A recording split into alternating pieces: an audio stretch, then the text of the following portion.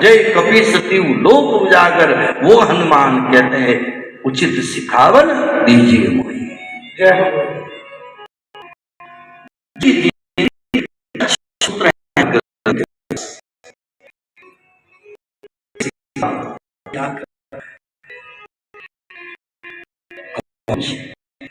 तो आज पूछ रहे कौन पूछ रहा है? व्यास जी पूछ रहे हैं, मेरी गलती बताओ, मुझे कम समझ में नहीं आ रहा, मेरी क्या भूल हुई, मुझे अंदर मेरा कुछ खटक रहा है, खटक रहा है, खटक रहा है। बहुत ध्यान से पढ़ो इस प्रसंग को। तब नारद जी ने कहा भूल तो नहीं, लेकिन एक थोड़ी सा काम अधूरा है। कहने का तरीका बड़े कैसे बात करती, कैसे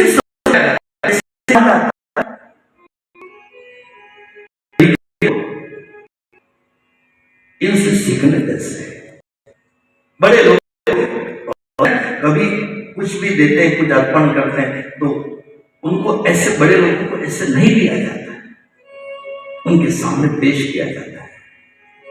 आप स्वीकार करो, स्वीकार करो। व्यवहारिकता में बहुत हमारे में कमियां हैं, बड़ों के साथ कैसे बर्ताव, कैसे आदर करना। मैं हमारे उदयपुर के महाराजा साहब अरविंद सिंह दिन था, तो मैं भी बधाई लेके आए, क्योंकि हर साल होली के ऊपर हमें भी निमंत्रण भिजवा, हर साल होली पर 30 साल तक लगा गया राज होली जो निमंत्रण, तो मैं जन्मदिन करने गया, तो महाराजा उदयपुर के दरबार श्री अरविंद सिंह के गया, तो देखा उनको भेंट तो नहीं दे सकते, 1 रुपया ऐसे हाथ करके आगे मेरे आगे जो खड़े थे उन्होंने ऐसे पेश किया और उन्होंने भी अपने हाथ से एक उठाया।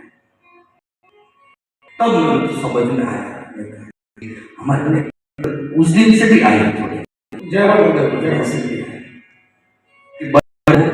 कैसे पेश किया जाए। मैं तो अभी कुछ कहा ना कि ऐसे विवाह में ऐसे जो रुपये आते हैं, ऐसे लक्ष्मी का अपमान है, जो उड़ाना चाहता हूं, मुझे क्या दिक्कत है, नहीं ऐसे इधर हटो, इधर हटो कहना नहीं पड़ता, एक हॉर्न दबा हट जाती है। इस कलयुग में माया की भीड़ से भीड़ को हटाने के लिए हरि नाम का हॉर्न दबाते रहो, चलाते रहो, तो माया की भीड़ अपने आप छटती जाएगी। यही है इसका उपाय, और कुछ उपाय नहीं है, क्योंकि हम कलयुगी जीव हैं। कलयुग में हम कहां जप करेंगे, कहां तप करेंगे, कहां साधन करेंगे, जो कर ले धन्यवाद, सबके लिए सुलभ नहीं है।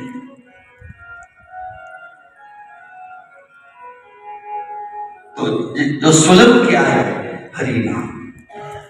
इसलिए हमारे रामायण में कहो तो हमारे शबरी जी ने जो अब रास्ता अपनाया, देखो हरि नाम का, झाड़ू लगाती जाती है तो हरि कीर्तन, फल तोड़ती है राम का नाम, झाड़ू लगाए तो राम का नाम, लकड़ियां दिन के लाए तो राम का नाम। पूरे जीवन पर जो उन्होंने प्रतीक्षा करी है राम की, न पढ़ी लिखी न कुछ भी, लेकिन केवल केवल हरि नाम, हरि नाम। ना वेद पढ़ी, न पुराण पढ़ी, हमारे बहुत कर्मा भाई कौन से वेद शास्त्र पढ़े, हमारे नरसिंह मेहता कौन से वेद शास्त्र पढ़े।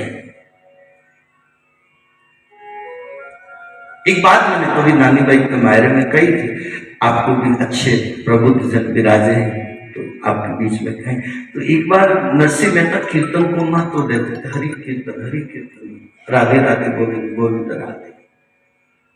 तो नरसिंह मेहता की कीर्तन की धूम सब जगह जूनागढ़ में, गुजरात में चलने लगी। तो उत्तर प्रदेश के एक महात्मा, बड़े तत्व ज्ञानी, बड़े ब्रह्म ज्ञानी, उन्होंने देखा कि मैं ज्ञान को महत्व देता हूं, मैं ब्रह्म ज्ञान को महत्व देता हूं, मैं ब्रह्म ज्ञानी हूं। ये नरसिंह मेहता कीर्तन को महत्व देते हैं। जाके मैं प्रश्न पूछूंगा और नरसिंह मेहता से विवाद करने के लिए उत्तर प्रदेश से महात्मा जूनागढ़ में आए। आपने सुना उपाय संभव खेला, उपाय संभव खेला। इस जवाब से आप समझ जाएंगे दोनों बहुत दुख को हरने वाले हैं। भक्ति में ज्ञान में कोई अंतर नहीं है। मैं कछु देगा तब ऐसा लगा नरसिंह मेहता ने कहा, उन्होंने अपनी भाषा में कहा, ये तो तुलसीदास ने लिखा है, बात नरसिंह मेहता की चल रही है। तो ज्ञान और भक्ति में कोई भेद नहीं है, लेकिन तुलसीदास जी ने एक कदम और आगे चल के बोला, ज्ञान कृपा के द्वारा पलक खगेश कोई नहीं बारा, पलक खगेश कोई नहीं बारा। ज्ञान का पंथ कृपाण की धार है। कई अच्छे ज्ञानी का पतन हो गया, गिर गए। लेकिन भगवत गीता कहती है, कौनते प्रति जानो हमें भक्त प्रणश्यति, मेरे भक्त का नाश नहीं होता। भक्ति की रखवाली परमात्मा करता है, भक्त की रखवाली परमात्मा करता है। तो मैं आपसे, आप ज्ञानी होंगे क्या करूं, लेकिन बताओ भक्ति कैसे श्रेष्ठ है। बहुत आग्रह किया उत्तर प्रदेश के संत ने, तब नरसिंह मेहता ने कहा, भगवान बुरा मत लगाना, मेरे घर आए अतिथि का मैं अपमान नहीं करना चाहता, अपमान महसूस मत करना।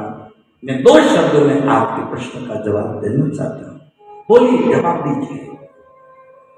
नरसिंह मेहता ने कहा, ज्ञान श्रेष्ठ होता तो मैं जूनागढ़ छोड़ करके तुम्हारे उत्तर प्रदेश में आता। भक्ति श्रेष्ठ है, इसलिए उत्तर प्रदेश छोड़ करके आप पहले जूनागढ़ में आए। जय हो। तुमको छोड़ के आना पड़ा उत्तर प्रदेश, यहाँ आए हो, इसलिए भक्ति में कोई तो ताकत है। इसलिए भगवान राम ने ठीक कहा नारद जी के सामने, करूं सदा तिनके रखवारी, करूं सदा तिनके रखवारी, जिमी बालक राखई महतारी, जिमी बालक राखई महतारी, जिमी बालक राखई महतारी,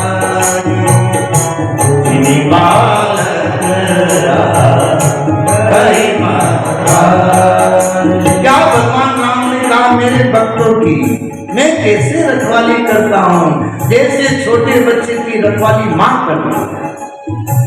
भक्तों के लिए परमात्मा माता पिता है, इसलिए हम आरती में गाते हैं, मात पिता तुम मेरे शरण दो, इसकी गाओ शरण दो, इसकी तुम बिन और दूजा, तुम बिन और दूजा, आस करूं जिसकी, ओम जय जगदीश। किसी की आस नहीं, किसी की आस नहीं, किसकी आस करूं, किसकी आस करूं। आप ही हो मेरे माता पिता। जिसके माता पिता मौजूद हो वो बच्चा अगर किसी दूसरों से कोई चीज की मांग करे और पिता को मालूम पड़े तो पिता को बुरा नहीं लगेगा। बेटा मैं बैठा हूँ, तेरी फीस जमा करानी, तेरी ड्रेस लानी, तेरी किताब लानी, तू मेरे को बोलता, उनको क्यों बोला? पिता का अपमान महसूस करते हैं। जो भगवान की शरण में आता है वो दुनिया से मांगना पसंद नहीं करता, किसी की अपेक्षा नहीं करता। इसलिए भगवत गीता में आया है,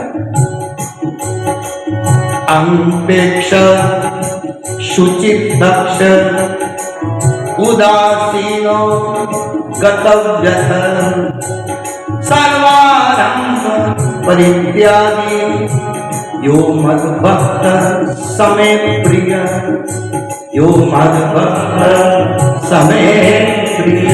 जो किसी की आस नहीं करता वो भक्त मुझे प्रिय है। इसलिए भक्त किसी की आस नहीं करता। इसलिए हमारे यहाँ कहते हैं ना, आज मेरे एकासना है। एकासना का मतलब क्या होता है?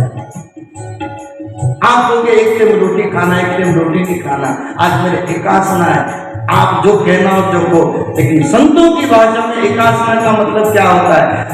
ऐसा व्रत करो जिंदगी में जो एक की भी आस नहीं करना पड़े, एक की भी आस ना, उसका नाम एकासना। दोनों टाइम रोटी खाओ, बोली 4 टाइम। आशा एक राम जी से दूसरी आशा छोड़ दे, आशा एक राम